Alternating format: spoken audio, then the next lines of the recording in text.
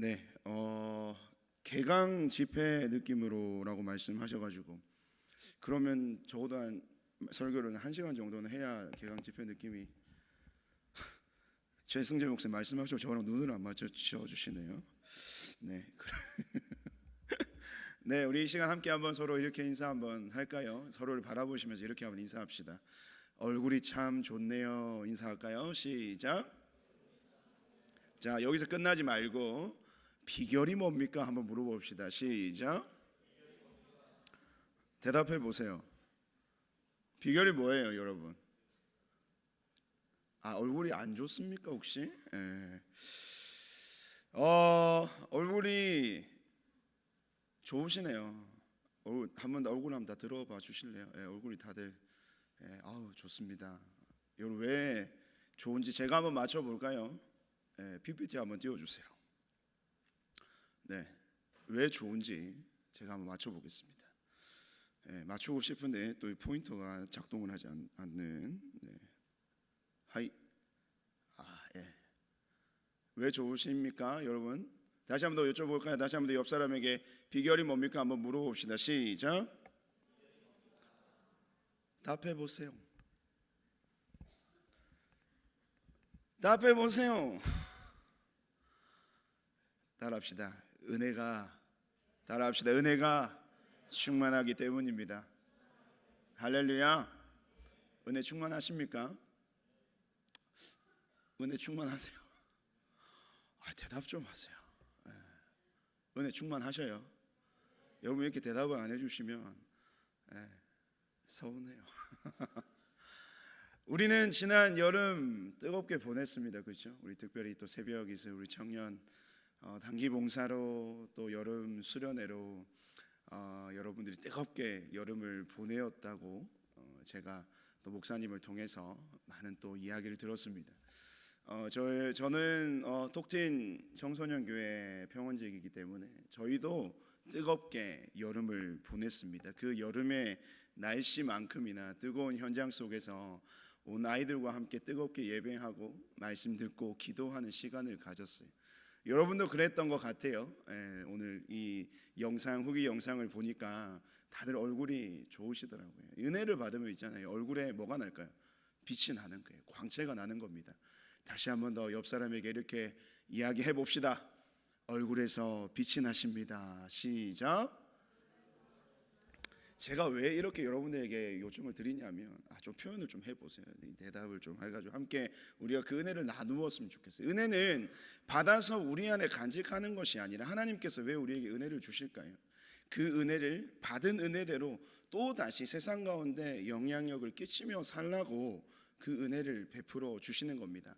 하나님께서 나 한 사람 구원하시기 위해서 십자가에 당신의 아들 예수를 보내셨을까요? 아닙니다. 나도 구원하지만 하나님께서 택하여 부름을 받은 하나님 택하신 영혼들에게 그 복음의 소식을 구원의 감격 속에 살아가는 우리를 통하여 세상 가운데 증거하고 그 증거된 복음의 기쁜 소식이 그들의 인생을 구원의 길로 인도하는 그러한 놀라운 하나님의 나라의 확장과 복음의 역사들이 우리의 삶을 통하여 일어나기를 원하신다는 것입니다. 여러분 은혜 받으셨죠? 그럼 그 은혜 받은 대로 우리의 삶을 살아내야 하는 것입니다. 공교롭게도 여러분들 수련회가 마치고 난 뒤에 제가 말씀을 맡은 순서가 되었습니다. 그러면서 이제 저도 마찬가지고 여러분들에게도 그렇게 도전을 해보고 싶은 것은 그 수련회 이후에 우리의 삶의 모습은 어떠한가라는 것입니다. 아까 영상에서도 여러분이 뛰면서 찬양하는 그 모습 보았습니다. 정갑신 목사님을 통해서 말씀 정말 깊이 있는 말씀, 우리의 정말 삶을 찔러 쪼개는 듯한 우리의 심장과 폐부를 찌르는 그런 귀한 말씀을 통해서 우리가 그 말씀의 결단을 이루었단 말이죠.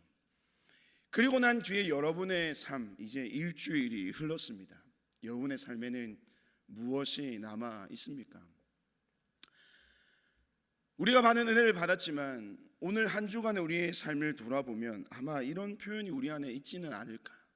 정말 뜨겁게 찬양하고 기도하고 예배하고 말씀 들으면서 내가 이제는 이렇게 살아가야겠구나, 내가 주님 이렇게 살겠습니다 결단하고 한 주간을 살았습니다. 그런데 우리에게 남은 한 구절이 있습니다. 뭐냐? 그리고 아무 일도 일어나지 않았다 라는 것입니다. 그리고 아무 일도 일어나지 않았다. 이것이 우리의 매년 여름, 매년 겨울, 우리의 신앙의 시간들 속에서 계속해서 반복되고 있는 것이죠. 그러면서 우리는 그런 생각을 합니다. 수련회가 과연 우리에게 어떤 의미인가? 과연 수련회가 필요한 것일까? 그렇게 많은 시간과 많은 물질과 많은 사람들의 노력과 애씀이 투입되는 그 귀한 2박 3일의 시간이 과연 우리에게는 어떠한 의미인가? 수련회에 대한 무용지물론이 막 이렇게 피어오르기 시작합니다. 왜요? 그 이후에 그리고 나서 아무 일도 일어나지 않았다 라는 이 말이 우리의 개인의 삶과 우리 공동체 안에 머무르고 있다면 말이죠. 그런데 더 심각한 것은 무엇인지 아십니까, 여러분? 그것을 그렇게 이해하고 생각하는 그 은혜의 현장에 있었던 저와 여러분조차도 그렇게 생각하고 있다면 그것은 정말 심각한 문제라는 것입니다. 여러분에게 묻겠습니다. 여러분이 지난 2박 3일 동안 받았던 그 은혜들 여러분의 삶에 아무런 의미가 없습니까? 하나님의 은혜는 결코 아주 작은 것이라 할지라도 의미 없는 것은 전혀 없습니다. 다만 우리가 그 은혜의 의미를 깨닫지 못할 뿐인 것이죠. 우리의 무지함과 우리의 부족함 때문에 그 은혜를 다 헤아리지 못하는 것이, 그것이 하나님의 역사를 부정하고 하나님의 역사를 무의미하는 것으로 만드는 그러한 과오를 우리는 지금 범하고 있지는 않은지 모르겠다는 거죠. 그런데 우리가 그렇게 또 생각할 수밖에 없는 이유가 있지 않겠습니까? 사실 우리가 대단한 결단을 했잖아요. 우리가 수련회에서 말씀을 통해서 하나님께서 과연 내 삶에 어떤 것을 계획하고 계시고 내 삶을 통하여 어떤 일을 이루기를 원하시는지 명확하고 분명하게 우리의 말씀을 통해서 우리에게 주셨단 말이죠. 그리고 우리는 그 말씀에 믿음으로 반응해서 주님, 제가 이 말씀대로 살아가겠습니다. 주님, 제가 주신 이 말씀대로 내 삶에 살아내 보겠습니다. 그 은혜의 결단을 이루었단 말이죠. 그런데 왜 우리 안에는 nothing, 아무 일도 일어나지 않는 것일까요? 왜 우리 안에는 그 모든 은혜에 대한 그 시간들에 대한 의심으로 가득 차게 될까요? 가만 살펴보면 그렇습니다. 변한 것이 하나도 없다는 것이죠. 누구만 변했냐? 나만 변한 거예요. 은혜를 받고 돌아와서 이제 대단한 결심으로 가정과 우리의 학교와 직장, 일터, 세상 속으로 우리가 나아갑니다. 그래서 우리는 기대하죠. 하나님께서 내게 주시는 귀한 말씀을 내 삶 가운데 살아내 보겠노라고. 그래서 내 삶을 통하여 정말 하나님께서 원하시는 값진 열매를 맺어 보겠노라고 세상 가운데 나아가요. 그런데 어떻습니까? 우리가 나아가는 그곳은 여전히 변함이 없다는 것이죠. 그래서 우리 안에는 뭐가 드는 겁니까? 낙심의 마음이 드는 것이죠. 실망의 마음이 드는 겁니다. 뭔가 대단한 일이 일어날 것만 같았습니다. 기도하는 그 순간에, 눈물로 엎드려 주님 앞에 부르짖는 그 순간에. 그런데 우리의 삶은 똑같더라는 거예요. 여전히 무너지고 여전히 깨어지고 여전히 절망과 근심과 탄식이 가득한, 내가 어떻게 할 수 없는 수많은 내 삶의 이야기들, 환경들, 모든 여건들 여전히 똑같더라는 것입니다. 그러면 이 순간 우리는 어쩌면 좋습니까? 여러분이 받은 은혜가 거짓입니까? 아니, 결코 그렇지 않죠. 그런데 내가 받은 그 은혜와 내가 처해 있는 상황이 너무나도 대비가 되는 것이, 그래서 이것을 어떻게 살아낼 수조차 이 엄두가 나지 않을 정도로 여전히 우리의 삶은 지독한 이 현실 속에 갇혀서 아무것도 하지 못하는 그런 무기력함으로 또 우리는 일주일을 살아왔다는 것입니다. 그 순간 여러분은 어떻게, 무엇을 할 수가 있을까요? 저는 오늘 그에 대한 해답을 이 느헤미야 선지자의 그런 그의 행적을 통해서, 그 행적을 통해서 일하시는 하나님의 역사의 말씀을 통해서 여러분과 함께 나누기를 원합니다. 느헤미야 선지자입니다. 느헤미야 선지자의 가장 큰 그 어떤 업적이라고 하면 너무 대단하고, 느헤미야 선지자가 이 땅 가운데서 하나님의 뜻 가운데 이룬 가장 큰 일 가운데 하나는 바로 성벽을 재건하는 일이었습니다. 남유다와 북이스라엘이 멸망당한 뒤에 모든 예루살렘 성전과 성벽이 무너졌고 그 이후에 70년이라는 생활을 포로 시간을 보냈습니다.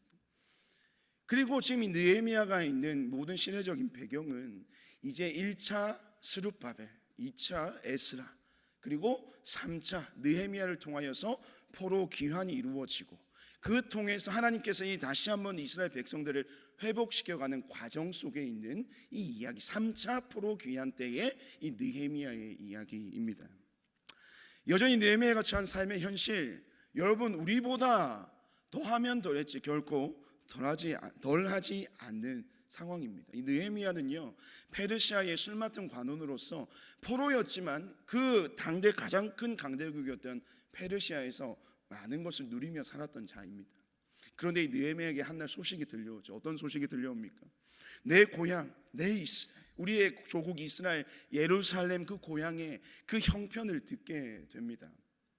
완전히 폐허로 남겨져 있는, 정말 절망밖에 남지 않은, 아무것도 기대할 수 없는 정말 비통함만이 가득한 처참한 예루살렘의 그 모습에 대한 이야기를 느헤미야가 듣게 됩니다. 그 순간 느헤미야는 그 모든 조국의 현실 앞에서 눈물로 기도하죠. 그래서 이 느헤미야 선지자의 별명이 눈물의 선지자라는 별명이 있습니다. 그러면서 그 상황들을 알게 되었을 때 이 느헤미야는요, 자신이 과연 이 조국을 위해서 무엇을 해야 될지에 대해서 고민했던 것 같습니다. 그래서 고민한 끝에 어떤 일을 하기에 결정을 하냐면 조국으로 돌아가서 내가 가진 이 모든 것을 잠시 내려놓고 조국으로 돌아가서 무너진 이 예루살렘 성벽을 내가 다시 재건하겠노라 라는 믿음의 결단으로 그 땅으로 나아가고자 작정하였습니다. 그 작정하고 난 뒤에 이 느헤미야에게 어떤 일이 여러분 펼쳐질까요? 사실은 이 느헤미야가 예루살렘으로 돌아가서 성벽을 다시 짓는다는 것은 일어날 수 없는 일입니다. 왜냐하면 이 페르시아라는 나라가 온 이 세상을 정복하고 그 정복한 땅에 다시금 성벽을 세운다라는 것은 어떤 의미가 있겠습니까? 반역이고 반란이잖아요. 그런데 이 느헤미야의 마음에는 성벽을 다시 세우고자 하는 강한 열망이 계속해서 일어나는 것입니다. 그리고 그 강한 열망은 그 열망을 이야기할 수밖에 없는 상황으로 이어지게 되죠. 아닥사스다 왕이 이 느헤미야에게 이야기를 합니다. 느헤미야야, 왜? 무슨 걱정이 있냐? 너의 걱정 다 얘기해봐. 내가 다 들어줄게. 그때 느헤미야가 자신의 조국에 처한 모든 상황과 자신이 상황에서 무엇을 하고자 하는지에 대해서 그 왕에게 조심스레 아뢰입니다. 그러자 어떤 일이 일어났을까요? 그 아닥사스다 왕은 느헤미야에게 그 고향으로 돌아가 성벽을 다시 재건할 수 있는 길을 열어줍니다.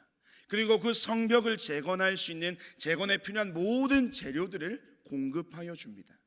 그리고 그 페르시아 땅에서 예루살렘으로 돌아갈 때까지 안전하게 갈 수 있는 왕의 친서를 내려주고요, 여기까지는 느헤미야가 요청한 내용인데 거기에 더해서 이 아닥사스다 왕은 느헤미야에게 자신의 근위대를 같이 보냅니다. 그래서 이 느헤미야가 안전하게 그 땅으로 갈 수 있도록 이 느헤미야의 길을 열어 주었던 것이죠. 여러분 이때 얼마나 희열이 있는지 모릅니다. 어떤 희열이요? 이 하나님의 일을 하면서 내가 하나님께서 주신 마음이라고 생각하고 뭔가를 결정하고 결단하고 짠! 여러분 함께 합시다. 여러분 이 일을 하나님께서 우리에게 맡겨주셨습니다 하고 딱 나아갔을 때 그 첫 걸음뿐만이 아니라 걸음마다 이 모든 것이 일사천리로 이루어질 때 이 사실은 목회자로서 얼마나 큰 희열이 있는지 모릅니다. 수련회를 준비하면서요, 수많은 다양한 주제들이 있지만 그 한 주제를 선택해서 그 주제에 따른 프로그램을 가지고 사실은 하기 전까지는 어떤 마음이 있습니까? 이 수련회를 통해서 과연 우리 아이들이 말씀의 은혜를 누릴까? 날마다 스스로 의심하고 다시 되뇌이면서 불안함으로 지납니다. 하지만 그 모든 것을 진행할 때 하나도 거침이 없이 순적하게 흘러갈 때 이 목회자로서 얼마나 큰 희열이 있는지 모릅니다. 느헤미야 그렇지 않았을까요? 불가능한 상황에서 자신의 하나님께 주신 마음이라고 생각하고 결단한 모든 과정을 하나님께서 이 모든 것이 순적하게 순리대로 모든 것이 흘러가는 과정 속에서 아마 느헤미야의 마음속에는 강한 확신이 들었을 겁니다. 하나님께서 일을 하시는구나. 하나님께서 이 일을 행하시는구나, 하나님의 계획하심이구나. 그래서 더욱더 담대하게 나아가게 됩니다. 예루살렘에 도착했어요. 그런 마음을 안고 부푼 소망을 안고. 그런데 이게 웬걸요? 우리가 수련회 받은 은혜를 가지고 집으로, 각 가정에서, 학교로, 직장으로 돌아갔을 때 느끼는 그 감정보다 더 큰 실망감이 누구에게 임하였냐면 느헤미야에게 임합니다. 왜요? 상상 이상으로 우리 조국이, 우리나라가 너무나도 처참한 모습으로 있거든요. 이걸 어떻게, 어디서부터 손을 대야 할지 모를 정도로 완전히 폐허가 되어버린 예루살렘을 바라볼 때 마음이 한번 무너지는 거예요. 그런데 하지만 지금 느헤미야는 느꼈습니다. 하나님께서 이 길을 이끌어가고 계심을 그는 그 모든 그 페르시아에서의 그 과정 속에서 느꼈단 말이죠. 그래서 그 이스라엘 백성들을 함께 독려하고 함께 갑시다, 함께 일해봅시다, 함께 해봅시다 라고 으쌰으쌰해서 그 사람들을 일으켜서 성벽을 재건하기 시작합니다. 그런데요, 또 하나의 좌절을 맛보게 하는 일이 생깁니다. 무엇이냐면 그 당시에 그 예루살렘 지역과 주변에 살았던 다른 민족들이 예루살렘 성벽을 짓는 것을 방해하는 것이에요. 북쪽에는 산발랏이라는 이 총독을 통해서, 그리고 동쪽에는 그 이스라엘의 강한, 날마다 이스라엘을 괴롭히는 암몬 자손 도비야라는 사람, 그리고 아래쪽에는 아라비아 사람 게셈, 그리고 서쪽에는 이스라엘의 숙적이고 원수인 블레셋이었던 아스돗 사람들, 그 사람들이 이 모든 성벽을 짓는 것을 방해하기 시작하는 겁니다. 그냥 지금 이제부터 더 이상 아무 일이 일어나지 않고 그냥 성벽을 짓는 일에만 몰두하고 집중해도 이것이 될까 말까한 일입니다. 그 당시에 새롭게 세웠던 성벽이 고고학자들이 연구에 의하면 한 12m 정도가 되었다라고 해요. 그냥 그 폐허가 된 그 땅에서 정말로 폐잔병처럼 있는 이스라엘 백성들을 독려해서 12m의 성벽을 세우는 일만 하더라도 대단한 일이고 힘든 일이고 고된 일입니다. 불가능한 일입니다. 하지만 그 앞에 또 다른 어려움이 펼쳐졌잖아요. 다른 이방 민족들의 방해가 있는, 단순히 말로 방해하는 거예요. 직접적으로 방해하고 막 그 모든 서로 간의 이간질을 시키면서 그 일들이 이루어지지 않도록 그것을 계속 막아서는 겁니다. 만약 여러분들이 느헤미야라면 어떻게 하시겠습니까? 여러분들이 느헤미야라면 어떻게 하겠습니까? 오늘날 우리는 아마 이런 일을 우리가 겪게 된다면 우리는 아마 대부분 이런 선택을 하지 않을까요? 무엇일까요? 포기입니다. 우리는 참 포기가 빠른 사람들이잖아요, 그렇죠? 왜 포기합니까? 불가능해 보이니까, 가능성이 없어 보이니까, 아무런 내가 유익도 취하지 못할 것이라는 생각. 그래서 어려운 일을 당하고 정말 내 삶에 불가능한 상황, 정말 힘든 상황을 맞닥뜨렸을 때 우리가 정말 가장 쉽게 결정할 수 있는 선택, 그것은 바로 포기입니다. 그래서 우리는 어쩌면 지금 이 자리에 포기한 상태로 앉아 있는지도 모르겠어요. 주셨던 그 말씀들을 내 삶 가운데 살아내고자 하는 하나님의 강한 도전이 있었습니다. 하지만 여전히 변하지 않는 내 주변의 상황들 때문에 나 한 사람 변한들 어떤 놀라운 일이 일어날까? 과연 이게 정말 남는 장사일까? 가능한 일일까? 스스로 계속 되뇌이면서 결국 우리는 뭐예요? 그래, 포기하자. 하나님이 주신 마음이 있었지만 안 돼, 현실적으로 생각하자. 동주야, 현실적으로 생각하자. 포기하는 게 더 훨씬 더 너에게 유익한 일 아니야? 새로운 일을 도모하자. 우리의 모습이 그와 같은 모습이라면 하나님께서 택하여 부르신 그 느헤미야는 어떤 방법을 택하였을까요? 이 느헤미야는 주님 앞에 기도합니다. 여러분 주님 앞에 기도하는 거예요. 내가 할 수 없는 일, 내가 감당하기 힘든 일, 여전히 변함이 없는 그 모든 수많은 주변의 환경과 상황들을 두고 내가 하는 것이 아니라 하나님 앞에 기도하는 거예요. 여러분, 기도는 어떤 것입니까? 기도라는 것은 하나님을 찾고 구하는 신앙의 행위입니다. 기도는 또 어떤 것입니까? 나의 모든 문제를 하나님께 내어드리는 우리의 신앙의 모습이라는 거죠. 그래서 우리는 기도를 통해서 나의 삶의 주도권을 내가 쥐는 것이 아니라 누구에게 내어 맡기는 겁니까? 내 삶의 주인 되신 하나님께로 내어드리는 우리의 신앙의 행위가 바로 기도라는 것입니다. 이 어려움의 순간에, 그 절망의 순간에, 포기하고 싶은 그 모든 순간에 느헤미야가 기도했다는 것은 어떤 말이겠습니까? 어떤 의미겠습니까? 이 모든 일, 하나님 저 못하겠습니다. 솔직한 심정이죠. 여러분 기도할 때 솔직하게 기도하십시오. 이쁘게 아름답게 뭐 대단한 말들을 섞어서 기도하려고 하지 마시고 여러분의 솔직한 감정을 하나님 앞에 토로하십시오. 하나님 저 못하겠습니다. 하나님 어찌하는 말씀이십니까? 그런데 하나님이 일 하나님 하게 하신 것 아닙니까? 하나님 제게 마음을 주셨잖아요. 하나님 제게 비전 주셨잖아요. 하나님 근데 저는 지금 이 상황에서는 아무것도 할 수 없습니다. 하나님 어떻게 하면 좋습니까? 하나님 당신이 책임져 주세요. 느헤미야는 모든 그 명령과 사명에 대한 책임을 하나님 앞에 내어드립니다. 그러면서 그 모든 자신의 삶의 일의 결과를 누구의 손에 맡겨드리는 겁니까? 하나님의 손에 맡겨드리는 거죠. 그러면서 느헤미야는 어떤 스탠스를 취했냐? 그냥 하나님 앞에 기도하고 난 뒤에 느헤미야는 어떻게 했겠습니까? 그냥 모든 것을 다 놓지 않습니다.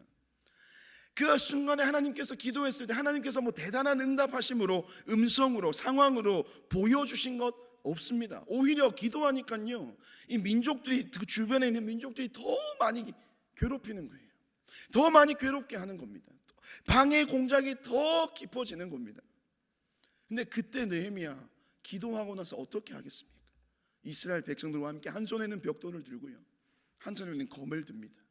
그러면서 하나님께서 이 모든 성벽을 재건케 하실 것이라는 그 약속의 말씀을 붙들고 이 일은 내가 책임지는 것이 아니라 이 일을 맡기신 하나님 당신께서 책임지시는 것임을 내가 믿사오니 저는 그냥 이 자리에서 내가 할 수 있는 최선을 다하겠습니다. 그러한 모습으로 성벽의 돌을 한 장 한 장씩 쌓아 나갑니다. 그리고 그 위에 어떤 일이 일어난지 아십니까 여러분? 6장 15절 말씀 우리 함께 한번 읽어봅시다. 한 목소리를 읽습니다. 시작.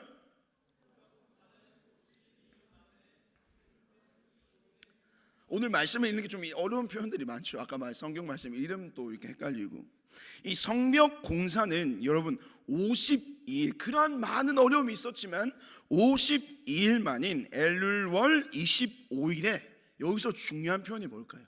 끝났다라는 겁니다. 불가능해 보였고 가능성이 없었던 그런 모든 상황 속에서 느헤미야가 하나님 앞에 기도했습니다. 하나님 이 일 하나님 당신의 일이 하나님 책임져 주시고 하나님이 알아서 행해 주십시오. 저는 단지 주님이 보내신 그 자리에서 그 순간 최선을 다하는 그냥 그 맡기신 그 일에서 그 순간에 모든 것을 쏟아내고 그냥 하나님을 신뢰하며 벽돌 한 장 한 장을 쌓아가겠으니 이 모든 일을 하나님께서 책임져 주십시오. 이게 제 일입니까? 아니지 않습니까? 하나님 당신의 일이지 않습니까? 저는 그냥 이 벽돌을 쌓아갈 뿐입니다. 그런 믿음의 고백으로 그 50일이라는 시간 동안 얼마나 많은 힘든 일이 있었겠습니까 여러분? 그런데 기도하고 그 돌을 쌓아가니까 결국에는 뭐예요? 52일 만에 성벽을 짓는 이 일이 끝이 났다라는 것입니다. 이 끝났다는 것을 통해서 우리는 어떤 것을 알 수 있습니까? 이 모든 삶의 일, 이 모든 일들을 이루시는 분은 내가 아니라 하나님이라는 겁니다.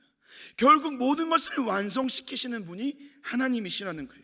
그리고 모든 것을 끝내 이루시는 분이 누구시라는 거예요? 하나님이시라는 것을 이 6장 15절 말씀에 이 엘룰월 25일에 끝났다라는 말씀을 통해서 우리에게 증거하고 있는 하나님의 일하심의 결과라는 것입니다. 이런 하나님의 역사가 우리에게 주어졌습니다. 그렇다면 오늘 이 말씀을 우리가 어떻게 받아야 할까요? 우리는 오늘 하나님 앞에 그런 결례를 범하고 있을지도 모르겠습니다. 하나님을 의심하잖아요. 하나님이 주신 그 말씀의 은혜들이 과연 내게 어떤 의미였는가? 아무런 의미가 있지 않은 왜 그런 시간들이 필요했지? 이럴 거면 그냥 왜? 그것은 하나님에 대한 불신입니다. 주님이 주신 그 은혜에 대해서 무용지물로 여기는 그런 어리석은 모습으로 무지한 모습으로 우리가 오늘 이 시간 그 은혜를 이해하고 해석하고 있지는 않느냐는 거예요. 나의 낮은 시선으로 나의 무지함으로 나의 부족함으로 감히 그 높으신 하나님을 판단하고 평가하고 있지는 않느냐는 겁니다. 그래서 우리의 모든 삶의 순간에 우리에게 무엇이 필요할까요? 우리 또한 기도하는 것이 필요한 것입니다. 기도한다는 것은 내 모든 삶의 주도권을 누구에게 맡기는 거라고요? 하나님께 맡겨 드리는 겁니다. 그러면 여러분의 삶에 약속하신 그 말씀들 누가 이루시는 겁니까? 여러분 스스로가 이루는 것입니까? 아니요. 우리는 결코 이룰 수 없습니다. 우리가 뭐라고 그 하나님의 말씀이 우리 스스로 우리 삶 가운데 이루어갈 수 있겠습니까? 우리는 주님 앞에서 그저 연약하고 부족하고 악한 죄인에 불과한데요. 하지만 우리가 주님 앞에 기도하면 그 기도를 들으시고 응답하신 하나님께서 우리의 삶에 하나님이 친히 그 일을 완성시켜 주는 것입니다. 기도에 관한 아주 오래된 어록입니다. 하지만 이 말씀이 오늘 우리에게 주는 메시지가 분명히 있을 것 같아요. 사람이 일하면 사람이 일할 뿐이지만 사람이 기도하면 하나님이 일하십니다. 이 말씀이 여러분의 삶 가운데 온전히 이루어지게 되시기를, 그 말씀을 통하여 그 말씀이 여러분의 삶 가운데 경험되어지시기를 다시 한번 주님의 이름으로 축복드립니다. 기도해야 되겠습니다. 그리고요, 또 한 가지입니다. 오늘 우리가 읽었던 말씀인데요, 그들이 그렇게 52일 만에 성벽을 완성시켰단 말이죠. 그러면 이제는 그들에게 남은 건 무엇일까요? 여러분 수련회 끝나고 여러분 뭐 하셨어요? 특별히 수련회를 준비한 우리 모든 우리 임원진들이 있으시잖아요, 그렇죠? 너무나도 수고하고 애쓰는 모습을 목사님, 저도 그 현장에서 이렇게 넌지시 어깨너머로 살펴보았는데, 이 큰 일을 끝내고 나면 사람의 마음에는 어떤 마음이 들까요? 좀 쉬고 싶다. 저도요, 이번 여름 수련회 너무 힘들었거든요. 더워가지고. 그래가지고 끝남과 동시에 휴가를 가버렸습니다. 쉬고 싶은 거예요. 그래서 이제 내가 수고했으니까 이 정도는 내가 보상을 받아도 돼. 이 거의 260명에 되는 이 쪼무레기들을 그 많은 인파 속에서 쉽지 않습니다, 여러분. 그런데 하나님께서 저를 불러주셨기 때문에 그 일을 열심히 끝내고 나는 이제 휴가를 가야겠다 라는 마음을 먹고 그런 쉬고자 하는 마음으로 호련히 우리 부모님 댁으로 떠났습니다. 근데 웬걸요, 갔는데 우리 애들이 먼저 저보다 가 있었는데 셋째 넷째가 하루 간격을 두고 아프기 시작하는 겁니다. 가가지고 쉬지를 못하고 병원 투어 다녔습니다. 링거 맞고 또 아이들 챙기느라 바쁘고 휴가가 아니었던 거예요. 그래서 하나님이 메시지를 주신 것 같아요. 이 말씀의 종 하나님의 종은 쉬는 것은 언제 쉰다? 하나님 나라 천국에서 쉬어라. 뭐 이런 메시지를 주는 것 같아가지고 하나님 좀 너무하신 거 아닙니까? 라는 하나님과 나름대로의 귀한 이 깊은 이 언쟁이 좀 있기는 했는데, 그래도 그 위에 조금의 쉼의 시간을 주셔서 위로를 받았습니다. 왜 이 말씀을 드리냐면요, 이스라엘 백성들이 52일 동안 성벽을 재건했습니다. 얼마나 많은 우여곡절이 있었습니까? 하지만 그 이후에 이스라엘 백성들이 어떠한 모습으로 주님 앞에 나와왔는지를 우리가 이 시간 한번 주목해 보자는 거예요. 우리 오늘 본문 말씀입니다. 우리 8장 1절과 2절 말씀 좀 길긴 하지만 다시 한번 더 말씀을 함께 한번 읽어봤으면 좋겠는데요, 우리 함께 한 목소리로 읽겠습니다. 이스라엘 자손이 자기들의 성읍에 거주하였더니 일곱째 달에 이르러 모든 백성이 일제히 수문앞 광장에 모여 학사 에스라에게 여호와께서 이스라엘에게 명령하신 모세의 율법책을 가져오기를 청하매, 일곱째 달 초하루에 제사장 에스라가 율법책을 가지고 회중 앞 곧 남자나 여자나 알아들을 만한 모든 사람 앞에 이르러. 아멘. 여러분, 성벽을 짓고 난 뒤에 이스라엘 백성들의 행보를 보면 참으로 놀랍기 그지 없다는 거예요. 무슨 말이냐면 그들이 모이기 시작했습니다. 모이기 시작해서 하나님의 말씀인 율법책을 학사 에스라에게 요청하는 것이죠. 근데 그 완성이 되고 나서, 성벽을 완성하고 나서 그들이 모여서 그 말씀을 요청했던 때 그 사이의 시간이 얼마가 되냐면, 여러분이 2절 말씀해 보시면 일곱째 달 초하루라고 합니다. 이날은 7월 1일입니다. 7월 1일이고요. 아까 기억하시는지 모르겠지만 6장 15절 말씀에 성벽 공사가 언제? 엘룰월 25일에 끝났대요. 이 엘룰월이라고 하는 것은 6월을 이야기해요. 성벽 공사가 6월 25일에 끝났습니다. 근데 그들이 다시 모여서 하나님의 말씀을 요청한 때가 7월 1일이라는 거예요. 며칠이 흘렀습니까? 너무나도 공교롭게도요, 저와 여러분이 말씀의 은혜를 받았던 수련회가 마치는 그날로부터 지금 오늘에 이르기까지 그 시간이 딱 맞습니다.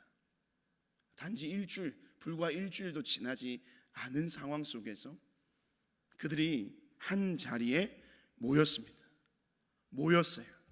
이것은 이 모이다라고 하는 이 동사의 형태는요, 수동태가 아니에요.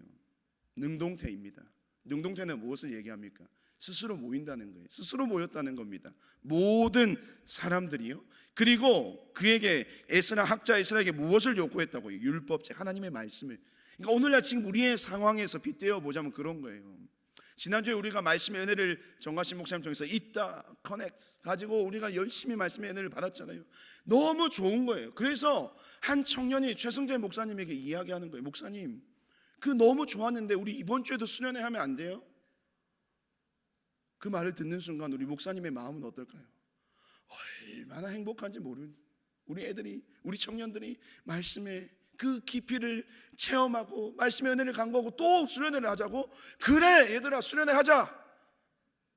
할렐루야. 네, 목사님 아멘 하셨다는 거예요. 말도 안 되는 이야기죠. 불가능한 이야기입니다. 그런데요, 이스라엘 백성들의 그 모습이 정말로 이해가 할 수 없는, 지금까지의 그들의 모습을 생각해 보면 이해할 수 없는 모습입니다. 그런데 그들은 지금 말씀 앞에 모이기 시작한 거예요. 왜 그럴까요, 여러분? 있잖아요, 하나님의 백성들은요, 무엇으로 사는 사람들일까요? 하나님의 백성들은요, 따라합시다. 말씀으로 사는 인생. 여러분, 하나님의 백성들은요, 말씀으로 사는 인생입니다. 말씀으로 사는 인생이란 말은 어떤 의미냐면 그 인생에 말씀이 없으면 그들은 살아갈 수 없다라는 것이에요.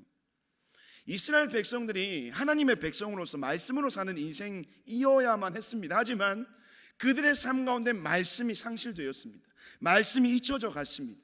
말씀을 떠나 살았습니다. 그 결과 어떤 일이 벌어졌습니까? 그 조국 나라가 멸망을 당하고 포로의 생활을 했지 않습니까?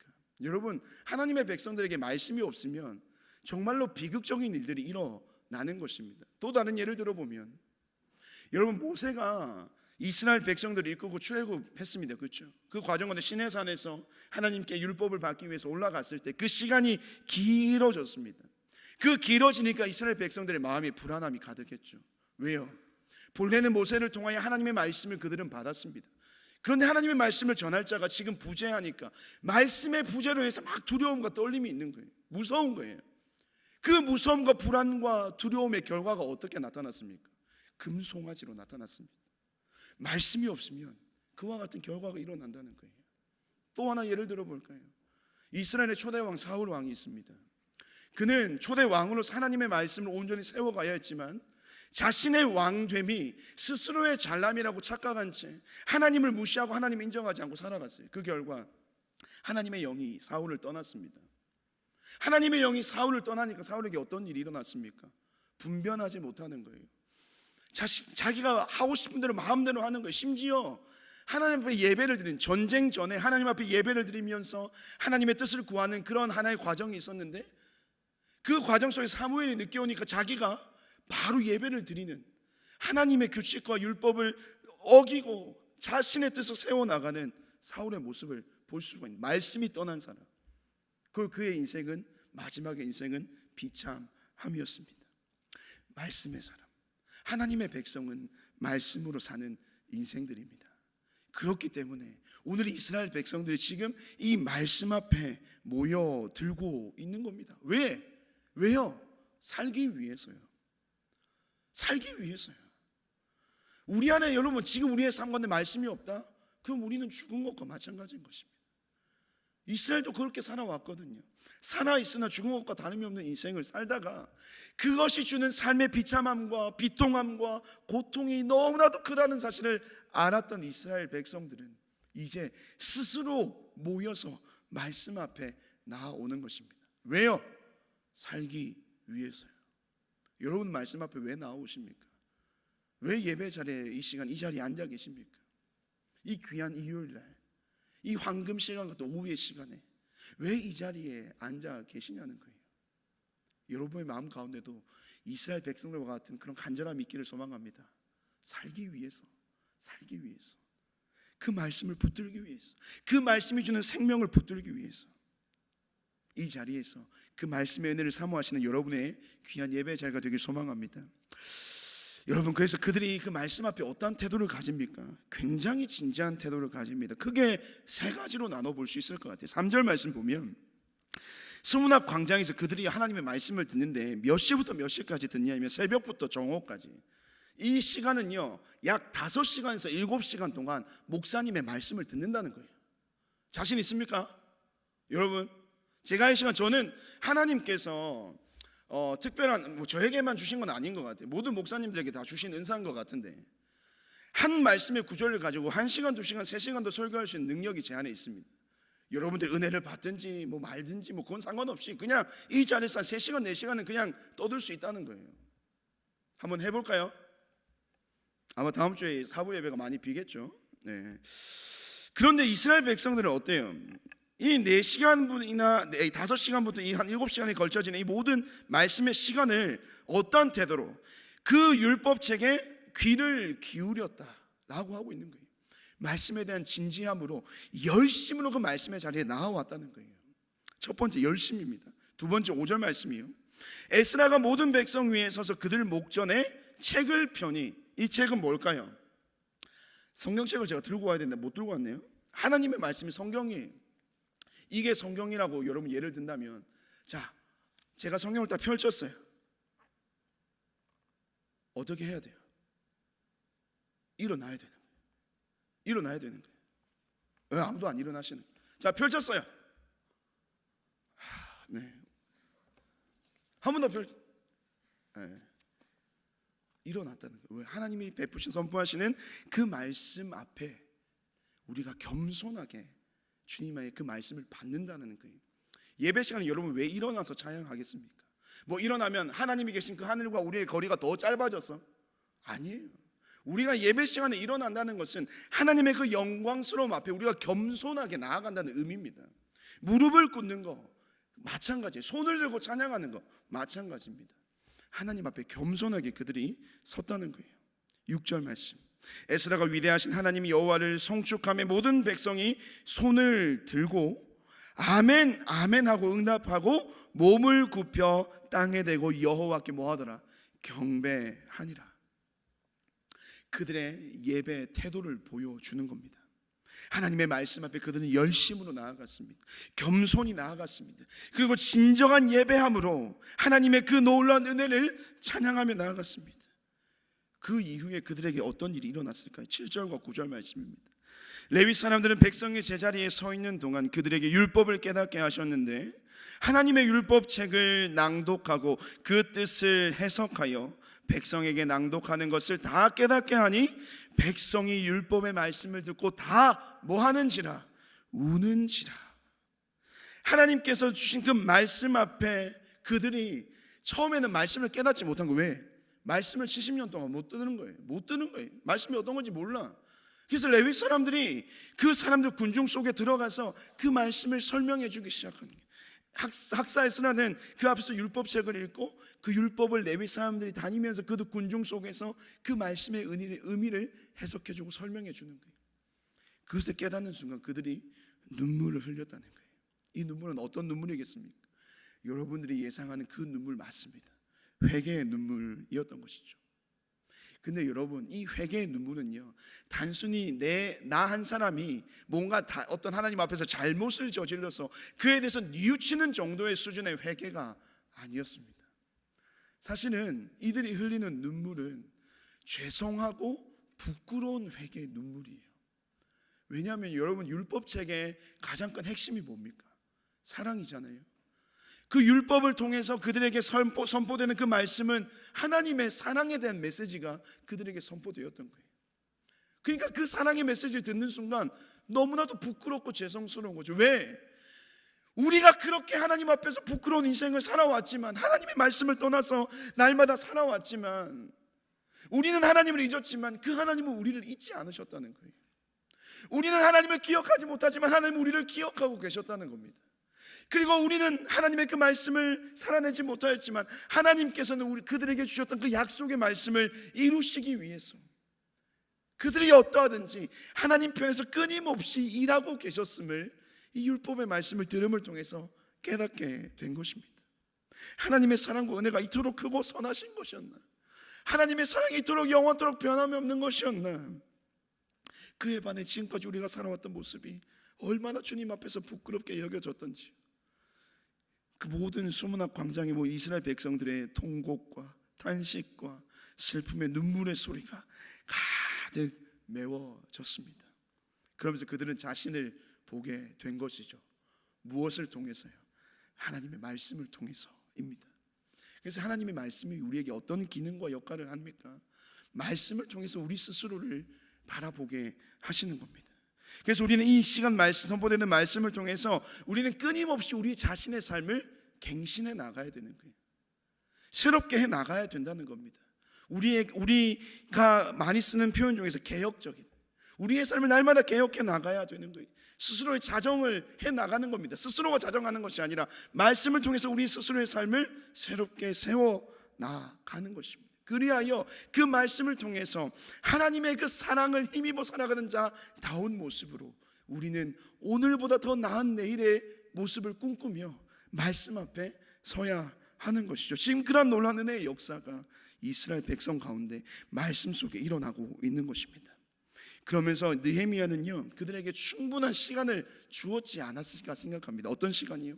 충분히 울 수 있는 시간, 충분히 주님 앞에 탄식할 수 있는 시간. 그래서 자신의 어떤 부끄러움과 죄를 주님 앞에 낱낱이 구할 수 있는 그런 시간을 주었을 것 같아요. 그리고 에스라는 그들에게 이야기합니다. 10절 말씀 우리 함께 한번 읽어볼까요? 10절만 우리 함께 한번 읽어보겠습니다. 시작. 느헤미야가 또 그들에게 이르기를 너희는 가서 살진 것을 먹고 단 것을 마시되 준비하지 못한 자에게는 나누어 주라. 이날은 우리 주의 성일이니 근심하지 말라. 여호와로 인하여 기뻐하는 것이 너희의 힘이니라 하고. 할렐루야. 아멘. 여러분, 여호와로 인하여 기뻐하는 것이 너희의 힘이다라고 지금 이 에스라와 느헤미야가 그들에게 이야기하는 거예요. 느헤미야가 이야기합니다. 근심하지 말라. 여호와로 인하여 기뻐하는 것이 너희의 힘이다. 하나님께서 이 말씀을 너희들에게 주신 이유가 무엇이냐? 너희들의 잘못을 낱낱이 구하며 너희들의 그 말씀의 심판대에 세우기 위해서 이 말씀을 너희들에게 주었는지 아니야? 아니야.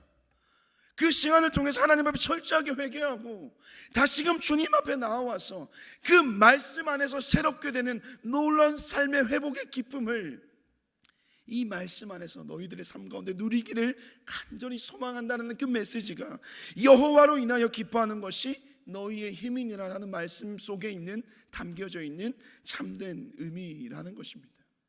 하나님의 말씀 우리에게 왜 주어주는가? 아까 우리가 하나님 말씀 앞에 나온 이유가 뭘까? 살기 위해서.